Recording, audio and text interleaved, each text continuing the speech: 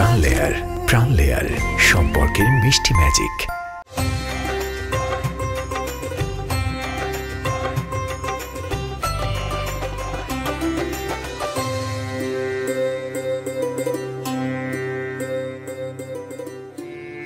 ঈদ মোবারক।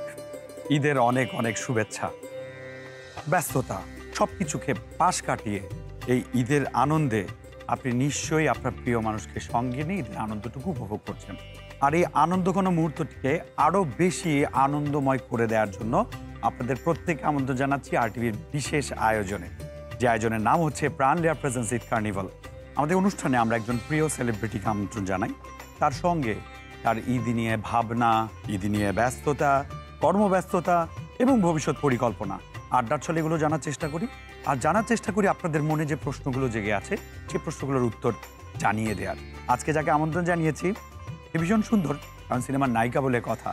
তিনি আবার super women, ভালো অভিনয় করেন, তার চেয়ে বড় কথা লক্ষ কোটি বাঙালি দর্শক তাকে ভীষণ ভালোবাসেন।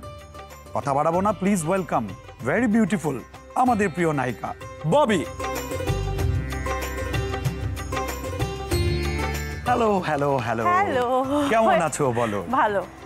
ঈদ মোবারক। ঈদ মোবারক। একটা কথা বললে তো মাইন্ড করবা, কি? তুমি আমার চেয়ে লম্বা কেন? এটা অনেকেরই কথা। আরেকটা প্রশ্ন আছে, তুমি এত সুন্দর কেন? Thank god. ওকে, বসো। কেমন যাচ্ছে ঈদ, কেমন কাটাচ্ছ ঈদ? ঈদ তো একটা ওকেশন এবং আমাদের জন্য অনেক বড় একটা ওকেশন। মন খারাপ থাকলেও ভালো হয়ে যায়, ভালো সময় কাটে।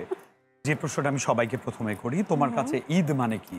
ঈদ মানে ভালোবাসা, আর ভালোবাসার একটা বহিঃপ্রকাশ হচ্ছে গিফট দেয়া নেয়া, যেটা কেউ বলতে চায় না, বাট এটাই আসলে ভালোবাসা। আমি আমার কষ্টের অর্জিত টাকা দিয়ে কাউকে গিফট করব এবং কারো কথা চিন্তা করে থটফুল গিফট করব, এটা কিন্তু ঈদের একটা আমাদের ভালোবাসার বহিঃপ্রকাশ।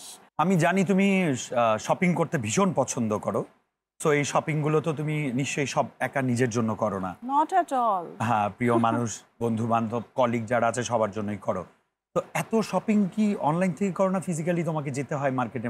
কিভাবে সম্ভব এটা? মার্কেটে অতটা যাওয়া হয় না, অনলাইন করা হয়, দেন দেশের বাইরে থেকেও নিয়ে আসা হয় এবং আমার ফুল ফ্যামিলি ওখানে থাকে, সো ওরাও পাঠায় এবং মানুষের জন্যই বেশি করা হয়। বাট অনেকে বলতো যে আমি shopaholic, but after my father died আমার মনে হয় আমি খুব এখন আগের মতো এতটা শপাহলিক না। ফ্যামিলি দেশের বাইরে বললে তো, ফ্যামিলি ছাড়া এখানে ঈদ করাটা কঠিন নাকি সহজ? কঠিন, ডেফিনেটলি কঠিন। মায়ের হাতের রান্না ছাড়া, বোনদের সঙ্গে একটু খোঁচাখুচি করা ছাড়া, ড্রেস নিয়ে, স্পেশালি আব্বা মারা যাওয়ার পর তো আমার কাছে সব কিছু এমটি লাগে। সো দ্যাট আমি আব্বার যেসব এতিমখানায় আব্বা দিত ওদের সঙ্গে আমার আনন্দটা ভাগাভাগি করি। অ্যান্ড আমার বোন মারা সব বাইরে থাকে, মা বোনরা, সো ভিডিও কলে থাকি, দেন আশেপাশে সবাইকে একটু খাবার টাবার পাঠাই। আমার ছোটো খালা দেশে আছেন, তার সঙ্গে দেখা সাক্ষাৎ করি, আরও যারা আত্মীয় আছে ওদের সাথে কথা বলি। তুমি রান্না করতে পছন্দ করো? পছন্দ করি না, বাট স্পেশাল কিছু জিনিস আমি পছন্দ করি রান্না করতে, বাট রেগুলার বেসে না। এবার ঈদে তোমার স্পেশাল কি করেছো তুমি এবার? বিফ আর চটপটি। বিফটা তো বললেই আই লাভ বিফ। তারপরে চটপটি আর ডেজার্টের মধ্যে সেমাইটা আমার পছন্দ। আমার মায়ের হাতের সেমাইটা বেস্ট, বাট যেহেতু মা নাই আমি নিজেই করা ট্রাই করি। আচ্ছা, ওকে, নাইস। আন্টির এই যে রান্নার গুণ তুমি কতটুকু পেয়েছো? আমি খুব ফুডি, খেতে পছন্দ করি এবং আমার মা বলে যে ওর জিহ্বাটা এমন যে কোনো স্বাদ আগে ওর এখানে টের পায়। লবণ কি কম হলো নাকি বেশি হলো ধরে ফেলি সবার আগে। কিন্তু রান্না করতে আমি বেশি পছন্দ করি না, বাট আমি খাওয়াতে পছন্দ করি, টেবিল সাজাতে পছন্দ করি, আদার্স যে ইনগ্রেডিয়েন্ট ওগুলো মানে একসঙ্গে অতিথি এন্টারটেইন করাটা পছন্দ করি। বাট আমার মায়ের, আমরা 3 বোন, আমার বোনদের রান্না মাইন্ড ব্লোয়িং, মাশাআল্লাহ, নিজের বোন দেখে বলছি না। অ্যান্ড তাদের হাজব্যান্ডের রান্না আরো ভালো। আমি অস্ট্রেলিয়া গেলে ওয়েট করি যে কখন আমার বোনের হাজব্যান্ড রান্না করবে। আচ্ছা, তো এবার এই যে বিফ রান্না করলে, সেমাই রান্না করলে, খাওয়ালে, আর তুমি কি খেয়ে বেড়ালে কোথায়? আমি কিন্তু মানুষ মনে করে আমি খাই না, বাট আমি ওকেশনালি খুব খাই, মানে অবাক হয়ে যায় যে ও এগুলোও খাচ্ছ, তুমি কি মেনটেন করো? বাট তুমি হাউ ডু ইউ মেনটেন? তোমাকে দেখে তো মনে হয় না তুমি অনেক ফুডি। আমি খুব ফুডি মানে হচ্ছে আমি খুব সিলেক্টিভ আইটেম খাই, বাট আমার খুব ফুডটা টেস্টি হতে হবে। মানে সব খাবার দিয়ে দিলে এমনি আমি খেতে থাকবো এরকম হয় না। কিছু সম্পর্কের মিষ্টি ম্যাজিক ভুলিয়ে দেয় দূরত্বের লেয়ার, ঠিক যেমন দুধ আর চকলেটে একাকার হয়ে ওঠা প্রাণ লেয়ার, প্রাণ লেয়ার সম্পর্কের মিষ্টি ম্যাজিক। সকালবেলা ঘুম থেকে যখন উঠো, মানে ঈদের দিন সকালে, আজকে তো সেকেন্ড ডে, সকালবেলা উঠে তো আগে কাজগুলো মনে পড়ে, কি করলে কালকে সকালে ঘুম থেকে উঠে? না, ঈদের দিন কি হয়েছে, যখন থেকে আমি নায়িকা, মানে নায়িকা ববি হক, তখন থেকে মনে হয় যে আল্লাহ একটু ঘুমাই, একটু রেস্ট নেই, তারপর থেকে তো আবার শুরু হবে। ঘুম থেকে উঠেই আবার আমি ঘুমের মধ্যেও আমি খালাকে বলি যে এটা করো, এটা করো, এটা রেডি রাখো, আমি উঠে এটা করছি। খালা কি ফিক্স খালা না ছুটা খালা? ফিক্স। ওরে বাবা, আমি একা, মানে একদম পুরো ঘরে আমি একা থাকবো, এটা আমার সম্ভব না, ভয়ঙ্কর লাগে, ভয়ঙ্কর লাগে। তো তাহলে দোকলা হয়ে গেলেই তো পারো, দোকলা হয়ে গেলে তো আর এই ও কথা আমি ভাবি নাই যে এটা বলে আমি ফেসে যাব। হ্যাঁ, সেটা তো, এটা তো আমার মায়ের অনেক দুঃখ যে আমার মেয়েটা আসলে এখনো দোকলা হইতে পারলো না। যে মাগুলো চায়, মানে মাগুলো তো সবসময় চায় মেয়ে একটা সুন্দর ভবিষ্যৎ থাকবে, ভালো একটা জামাই পাবে। এখন সুন্দর ভবিষ্যৎ না, এটা সুন্দর ভবিষ্যৎ বলতে আমি জানি না, যা আমি অনেককে দেখি যে বিয়ে করে আরো ভবিষ্যৎ অন্ধকার হয়ে যাচ্ছে। এটা আমি নেগেটিভলি বলছি না, কিছু ক্ষেত্রে খুব হচ্ছে, আমাদের দেশে বেশি হচ্ছে। ভুল পারপাসে বিয়ের ডিসিশনটা নেওয়া হয়, এটা খুব ভয়ঙ্কর, যেটার রেজাল্টটা তারপরে মানে খুব এফেক্টেড হয়ে যায় এবং সবাই পাজলড হয়ে যায়। ওইটা ভাবে যে ওর রেসপন্সিবিলিটি করার, আমার রেসপন্সিবিলিটি করার, এটা একটা ক্যাওয়াজ লেগে যায়। আসলে এটা হচ্ছে দুইটা ইন্ডিপেন্ডেন্ট মানুষ একসাথে হয়ে একসাথে শেয়ার করা, কেয়ার করা, কিছু রেসপন্সিবিলিটি ভাগাভাগি করে না। আমার মনে হয় এটা হওয়া উচিত। ধরো আমরা বিয়ে করার আগে ভাবি একটা, তারপরে দেখি যে বাস্তবতা আরেকটা, তো এই জায়গাটা থেকে এসে তোমার কি মনে হয় যে প্রথমে ভাবনাটা ঠিক হওয়া উচিত? এটা আসলে কিছুটা আমি এটা বলবো যে আগের দিনের মা খালারা যেটা বলে, নানি দাদিরা বলে, ভাগ্যেরও কিছু বিষয় থাকে। আর এখনকার সময়ের মানুষ আসলে আমি জানি না, অনেক খুব ক্যালকুলেটিভ, এতটা ভেবে চিনতে। আমি প্রফেশনাল লাইফে খুব ক্যালকুলেটিভ, ভেবে চিনতে কাজ করব, কিন্তু আমি পার্সোনাল লাইফে ভেবে চিনতে ডিসিশন নিতে পারি না। অ্যান্ড আমি খুব ইমোশনাল হয়ে যাই, আমি আমার ব্রেন ইউজ করতেই পারি না পার্সোনাল লাইফে, সেটা ঘরেও না, বা আমার ফ্রেন্ড সার্কেল যারা আছে, বা আমার পার্সোনাল কোনো সম্পর্কে আমি কখনো আমার ব্রেনটা ইউজ করতে পারি না। এই ক্ষেত্রে করণীয় কি আসলে? এটা নিয়ে কিন্তু আমাদের আরো অন্য একটা প্রোগ্রাম করতে হবে। এই ক্ষেত্রে করণীয় কি, সম্পর্কে করণীয়, এক্স্যাক্টলি, এটা শুধু ঈদের প্রোগ্রাম, এখন আমরা ঈদ নিয়ে কথা বলি, আমি সাজেশন দিতে থাকি, অনেক সাজেশন আছে। আচ্ছা, ওকে। তোমার এই ড্রেসটা ভীষণ সুন্দর, এটা তোমার কততম ড্রেস এবার ঈদের? Thank you. কততম আই ডোন্ট নো, আমি কাউন্ট করি নাই। সালামি কত পেলে, কত দিলে? মোস্ট ইম্পর্টেন্ট মানে ছোটবেলায় কি হতো, আমার একটা ছোট্ট ঘটনা বলি। আমরা তিনজনের মধ্যে যদি আমি কম সালামি পেয়ে যেতাম, বা আমার কাজিনদের মধ্যে যদি আমি কম পেতাম, মানে খুবই ইনসাল্টিং ফিল হতো যে আমি একটু কম কেন পেলাম বা কিছু। তখন আব্বার থেকে নিয়ে ওইটা আবার ব্যালেন্স করে ফেলতাম, ব্যালেন্স করে ফেলতাম। মানে আমি ফার্স্ট, আমার সবচেয়ে বেশি আছে, হতে হবে, তারপর তোমরা সব সালামি নিয়ে যাও। আর এবার বড় বয়সে সালামি বেশি দিতে হয়। তাহলে পাওই নাই এবার সালামি? না, পেয়ে আবার ওইটা রাখা যায় না। আগে যেমন রাখা যেত, এখন দিতে হয়। আসলে দিতে ভালোও লাগে, সত্যি কথা যেটা। আচ্ছা, এবার let's talk about your film plan. আমরা বেশ ভালো ভালো কিছু ফিল্ম পেয়েছি তোমার হাত ধরে, সাকিব ভাইয়ের সাথেও পেয়েছি। তুমি নিজে একটা সুপার ওমেন ছিলে, বিজলি। আমরা ভেবেছিলাম বিজলির হয়তো রিমেক হবে। তোমাদের প্রোডিউসার ডিরেক্টররা কি বলে এটা নিয়ে? প্রোডিউসার তো বিজলির আমি। সো আসলে একটার সিকুয়াল আসতে, এটা খুব বিগ রেঞ্জের একটা ছবি ছিল। আগের চেয়ে আরো ভালো করতে হবে। হ্যাঁ, আরো বেটার করতে হবে এবং গল্প মেলাতে হবে। এগুলো দেখবা যে বাইরে বলিউডে বা হলিউডে একটা ছবির পর 7 বছর পর, 10 বছর পরও কিন্তু হয় এগুলো সুপার ন্যাচারাল পাওয়ার নিয়ে যে ছবিগুলো। সো এগুলোর প্রিপারেশনটা অনেক হাই। অ্যান্ড এর মধ্যে অনেকগুলো ছবি আসছে, বেপরোয়া আসছে, পাপ আসছে, নোলক ছিল, তারপর আরো কয়েকটা ছবি ছিল, আর টিভিরও একটা ছিল। হ্যাঁ, তো এখন আমি বলছি যে তো বিজলির কোনো রিমেক করার ইচ্ছা আছে কিনা তোমার? সিকুয়াল করার অবশ্যই ইচ্ছা আছে। আচ্ছা, ওকে, ডেফিনেটলি আছে। আমরা অপেক্ষা থাকলাম আমাদের সুপার ওমেন বিজলি। আনফিনিশড ছিল হ্যাঁ, এন্ডিংটা। তারপর বাইরে থেকে আমি খুবই প্লিজড যে অডিয়েন্স কিন্তু খুব ভালো মতো নিয়েছে, যে এটা কিন্তু আনফিনিশড, এটা স্টোরিটা সেকেন্ডটাতে বলবে, সেকেন্ডটাতে বোঝা যাবে, রিভিল হবে। এটা আমার খুব ভালো লেগেছে যে আমি এটা নিয়ে টেনশন করছিলাম যে আনফিনিশড যে রাখছি আমরা, এটা তো ইউজ টু না অডিয়েন্স, খুব ভালো মতো নিয়েছি। অ্যান্ড আমরা যে লন্ডনে যখন দেখিয়েছি তখনও অডিয়েন্স বলছে আমরা ওয়েট করছি, অস্ট্রেলিয়া যখন গেছি তখনও, বাংলাদেশেও। সো সবাই ওয়েট করছে বিজলি কন্যাকে আমরা আবার কবে দেখব। ঠিক আছে, আরো কথা আছে, তার আগে একটু অডিয়েন্স দেখা যাচ্ছি। My dear friends and viewers, আপনারা দেখছেন RTV বিশেষ আয়োজন প্রাণ লেয়ার প্রেজেন্স ঈদ কার্নিভাল। আমাদের সঙ্গে আছেন সুন্দরী ববি, তার সঙ্গে আরো কথা হবে ব্রেকের পর। আমাদের সাথেই থাকুন।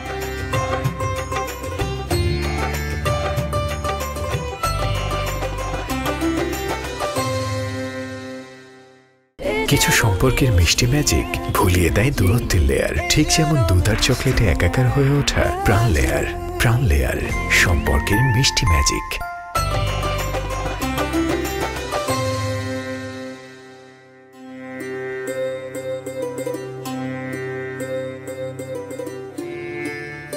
ব্রেকের পর আপনাদের সবাইকে ওয়েলকাম ব্যাক করছি আর টিভির বর্ণাঢ্য ঈদ আয়োজন প্রাণ লেয়ার প্রেজেন্স ঈদ কার্নিভালে আমাদের সঙ্গে আছেন চিত্রনায়িকা ববি। ওর সঙ্গে গল্প করি। প্রাণ লেয়ার, এই প্রাণ বাংলাদেশে এমন একটা ব্র্যান্ড যেটাতে এমন কোনো প্রোডাক্ট নেই যে প্রোডাক্টটা তুমি পাবা না।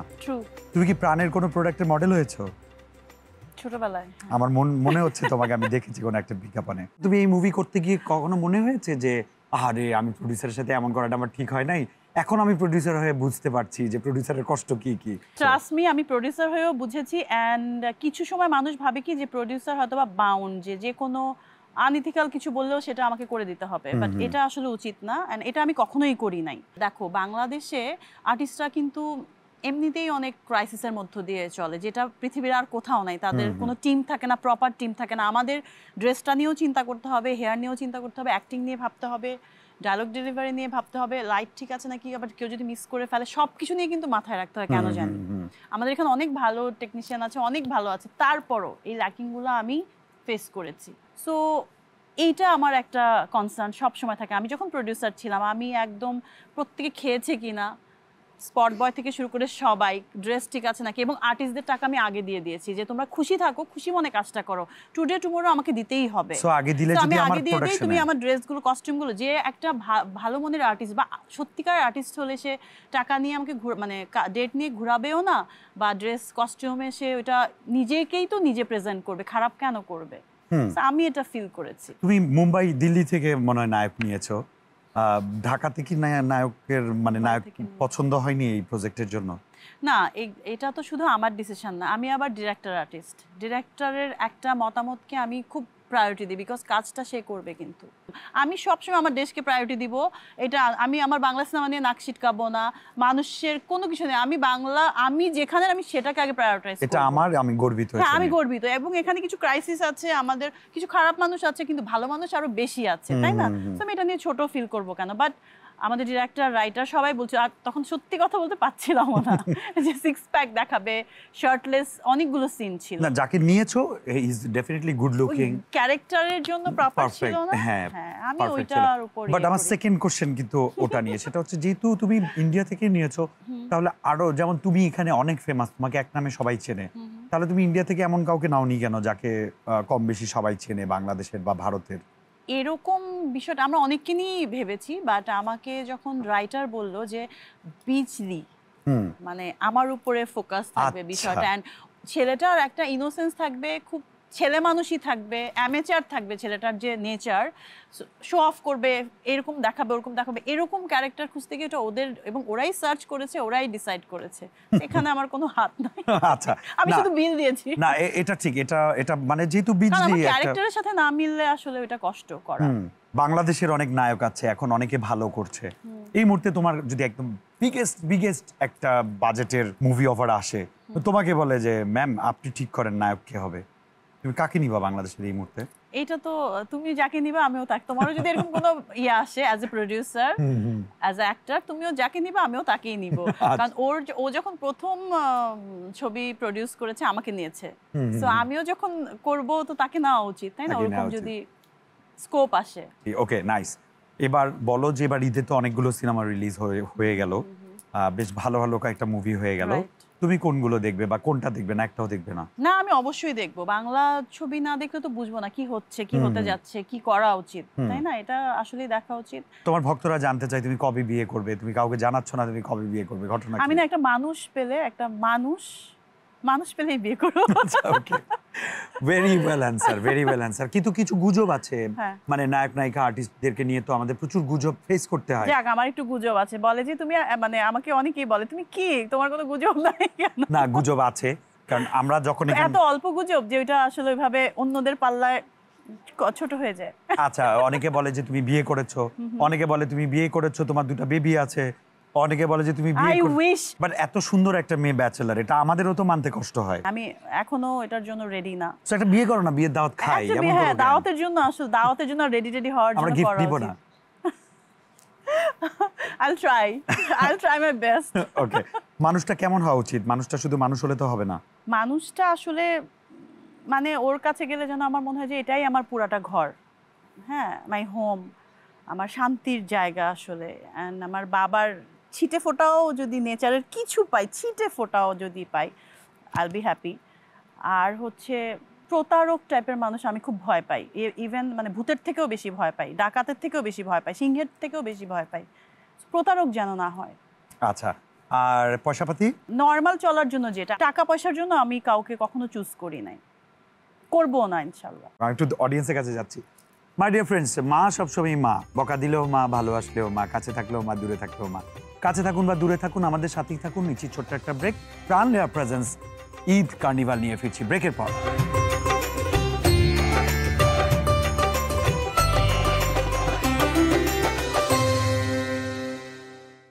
কিছু সম্পর্কের মিষ্টি ম্যাজিক ভুলিয়ে দেয় দূরত্বের লেয়ার, ঠিক যেমন দুধ আর চকলেটে একাকার হয়ে ওঠা। প্রাণ লেয়ার, প্রাণ লেয়ার, সম্পর্কের মিষ্টি ম্যাজিক।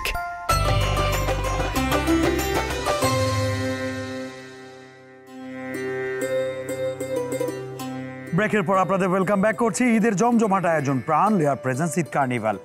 আমাদের সঙ্গে আছেন চিত্রনায়িকা ববি হক। আর একটু গল্প হোক। ববি, তোমার কি কি হবি? ট্রাভেলিং, অ্যান্ড ওইটা হবি না, ওইটা আমার কাইন্ড অফ আরেকটা হচ্ছে রেসপন্সিবিলিটি, যে বাচ্চাদের সাথে টাইম স্পেন্ড করা, ওদেরকে খাওয়ানো, ঘোরানো, এটা আমার খুব ভালো লাগে, শান্তি লাগে। আচ্ছা, নায়িকারা বিদেশে যায়, তো সবার তো চোখ থাকে নায়িকারা কই যায়, কি করে, কি পড়েছে, তাই না? রাইট। তো আমাদের ইন্ডাস্ট্রি অনেক নায়িকা আছে কাজ কম করে, বিদেশ ঘুরে বেশি, এবং বিদেশে ঘুরে সুন্দর সুন্দর ছবি দেয়, কিন্তু কখনো ফটো ক্রেডিট দেয় না।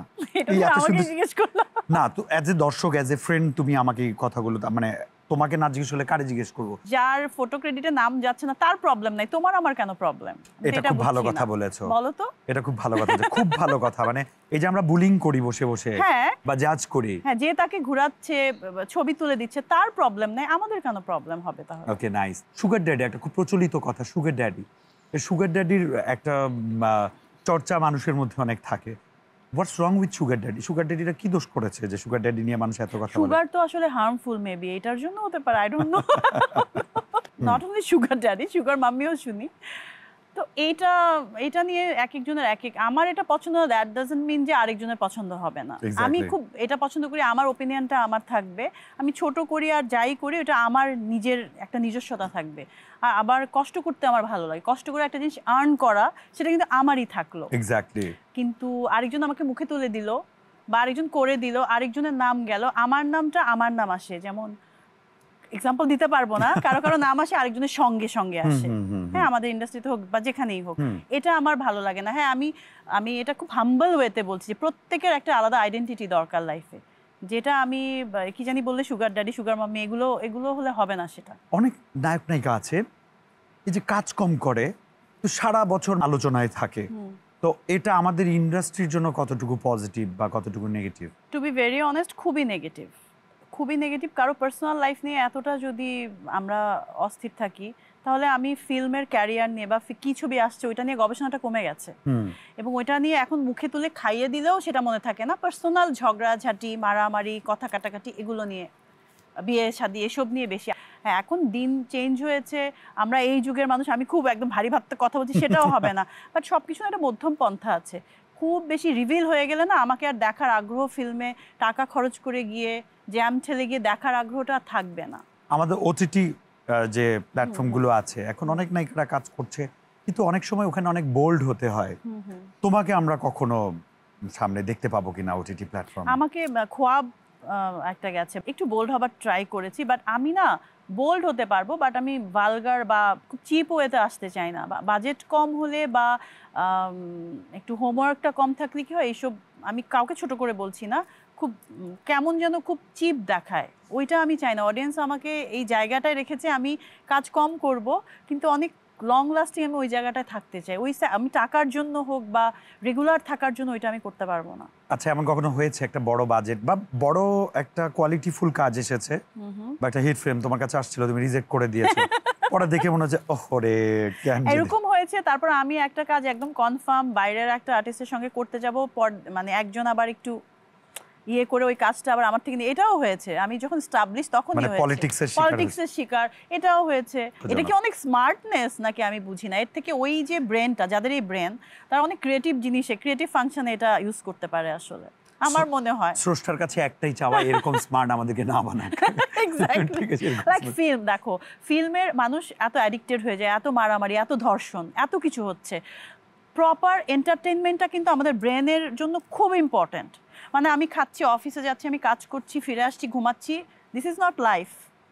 আমার কিন্তু সুস্থ বিনোদন যেটাকে বলে, এটা কিন্তু কোনো বিলাসিতা না, এটা ম্যান্ডেটরি ফর এভরি পারসন। আমি এটা বিলিভ করি অ্যান্ড এটা আমি শিখেছি।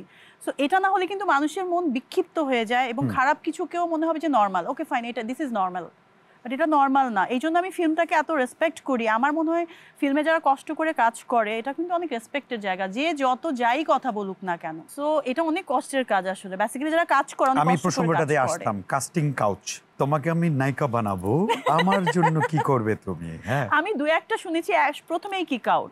কারণ আমি স্ক্রিন টেস্ট, আমি যখন টিভিসি করেছি, টিভিসির ওইটা দেখে আমাকে কল করেছিল। তো ওরা কনফিউজ ছিল যে মানে আমাকে দেখে টেকে একদম ফাইটের জন্য, যেহেতু ক্যারেক্টারটা ওরকম। আলহামদুলিল্লাহ আমি গিয়ে স্ক্রিন টেস্ট দিয়েছি, ওকে পারফেক্ট, ঠিক আছে। আমি স্ক্রিন টেস্ট দিয়েছি অ্যান্ড সেকেন্ড ছবি যে দেহরক্ষী, যেটা একদম সুপার ডুপার হিট হয়ে গেল একটা খারাপ টাইমে, তখন একসাথে আমি 4-5টা ছবি সাইন করেছি। ওই সময়টা আমাকে এটা ফেস করতে হয় নাই, বাট আমি যখন নন ফেস, তখন আমার কিছু জিনিস ফেস করতে হয়েছে, কিছু পলিটিক্সের শিকার হতে হয়েছে। আচ্ছা, কাস্টিং কাউচ ছাড়া এমনিতে ধরো ফিল্মে অনেক পলিটিক্সে তুমি শিকার হয়েছো, বাট রিয়েল পলিটিক্স যারা করেন, পলিটিশিয়ান, তাদের মধ্যেও তো নায়িকাদের প্রতি ফ্যাসিনেশন থাকে। কখনো এরকম অফার টফার পাও নাই একসাথে এক কাপ চা খাবে? হ্যাঁ, অফার পাই নাই, এটা কি আমি যদি বলি না পাই নাই তুমি বিশ্বাস করবা? কষ্ট হবে অনেক। এক্স্যাক্টলি, অফার পেয়েছি, বাট আমার না, আমি খুব হাম্বল ওয়েতে হোক, যেভাবে হোক আমি চেষ্টা করেছি এগুলো অ্যাভয়েড করা, ইগনোর করা। বিকজ আমার সব সময় আমার মাইন্ডে ছিল যে আমার ফ্যামিলি কিন্তু একটা যে কোনো একটা কিছু আসলেই আমাকে খুন করে ফেলবে, আমার উপর টর্চার হবে, তারা আমাকে সাপোর্ট দেবে না। হ্যাঁ, তোমার নামে এটা আসলো, আসো আমি একটু মাথায় হাত বুলিয়ে দিই না, ঠাস করে একটা থাপ্পড় লাগাই দিবে। সো আমার ওইটা থেকে আগে বাঁচতে হতো যে আমি এগুলোতে আমি কাজ করবো দিনরাত, আমি আমার সময়টা কোথায়? তুমি বললে যে তুমি হাম্বল ওয়েতে জিনিসগুলো সলভ করেছি, এবং সলভ করেছি অ্যাজ ইন আমি দরকার আমি কাজই করব না। শুধু পলিটিশিয়ানদের কথা বলছি না, আরও কিছু যারা প্রভাবশালী ব্যক্তিত্ব যারা ছিল, কেউ কেউ তো এমন করেছে যে আমি কিছু সময় গিয়ে অস্ট্রেলিয়া থেকে এসেছি, যে না আমি আর করছি না কাজ বা কিছু, যে হয় এরকম অনেক সময়। আসলে এই যে বললা যে লাইফে সবকিছু স্মুথ না, তারপর তো সমালোচনা হয়, প্রচুর সমালোচনা হয়, সমালোচনাগুলো কিভাবে নাও তুমি? আগে খুব কষ্ট পেতাম, শিট আমি এত ভালো কাজ করছি, এত কষ্ট করছি, এমন খারাপ একটা কমেন্ট মানে কি। পরে দেখি যে না, it's a part of life. কারণ ওরা যেহেতু আমাদেরকে এত ভালোবাসে, চেনে না জানে না, গিফট পাঠায় দিচ্ছে, কার্ড পাঠায় দিচ্ছে, আম পাঠায় দিচ্ছে কোত্থেকে, এবং আমার মা বলে এগুলো কি, এগুলো তো অ্যাকসেপ্ট করা যাবে না। আমি বললাম দেখো, খাবার দাবার ছাড়া বাকি কিছু করো না, খাবারটা দিলে করো, এটা অনেক ভালোবাসার একটা জায়গা থেকে দিচ্ছে, রান্না করে পাঠায় দিচ্ছে।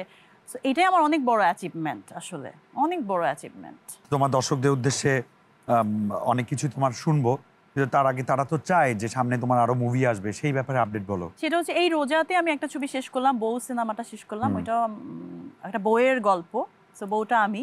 আচ্ছা আচ্ছা, নাইস। ওইটার শুট মানে সিকোয়েন্সগুলো সব শেষ হয়েছে, গানটা বাকি আছে, ঈদের মানে আমেজটা যাক, তারপর গানের শ্যুটটা করব। আর লন্ডনে যেটা করে এসেছি ওইটা ডাবিংটা বাকি আছে, বেঈমান, ওইটাও একটা মেয়ের প্রতিশোধের গল্প। তোমার তো স্ক্যান্ডাল অত কম বেশি না, এটা নিয়ে তোমার মন খারাপ হয় না?